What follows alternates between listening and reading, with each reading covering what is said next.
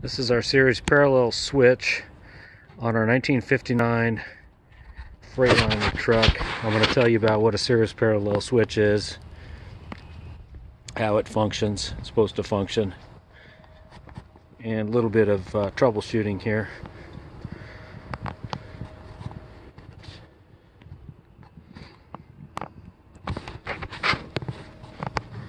A series parallel switch is a big solenoid.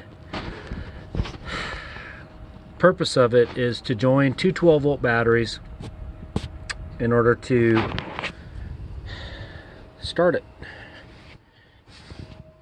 There's our starter.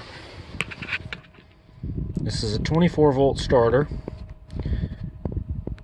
which gets put together with that switch in order to get that motor cranking fast. 12-volt starter is going to turn twice as fast. A 24-volt starter is going to turn twice as fast as a 12-volt. Here's how it works. These are your leads.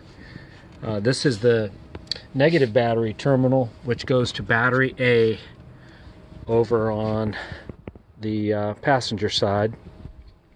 The big cable on the bottom is the positive cable, which goes to battery B here on the passenger side.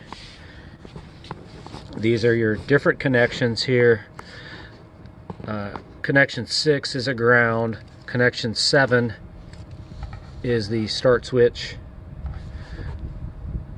Connection 3 goes to the negative side of the starter solenoid. Connection 4 goes to the positive side of the starter solenoid. Connection 5 goes to the battery. What happens is when you engage terminal number 2, which is the bottom down here, you engage that with 7. Both these two leads come together, and that provides 24 volts to the starter.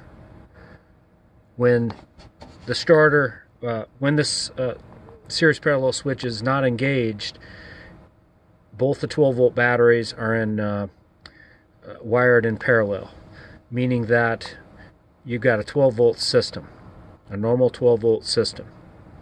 Now these wires here, 3 and 4, that's what engages that starter solenoid. The starter solenoid, this is an older type, it's called a Dyer, and what happens is the solenoid pulls in like that. It's pretty hard to do right now. Pulls that in. It does two things. It provides a connection down here in the front, which is 24 volts to engage the starter motor. When that solenoid pulls in, it engages this Dyer drive, which also moves the pinion of the starter this ways towards the flywheel to engage with the flywheel on the ring gear. So it's actually a two-part thing. Your series parallel switch can be wired either negative ground, as I've wired it here, or positive ground. Now these are a little challenging to figure out. You got to get a wiring diagram, you got to trace your wires. It's a little complex, and takes a little more to get kind of used to getting it wired up. So that's your parallel switch, series parallel switch. I've also wired up 2 breakers, which are 30 amp breakers. Your breakers should be at least equal to or rated at the capacity of your generator. And over here, these are my larger circuit breakers. These are marine switches, so I can disconnect this battery system. That's a manual disconnect. These are larger circuit breakers.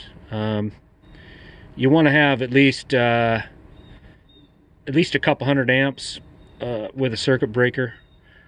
And you always want to kind of put that breaker on the side that's not the ground.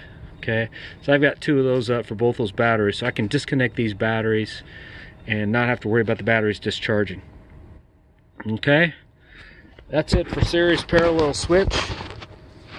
Thanks for watching.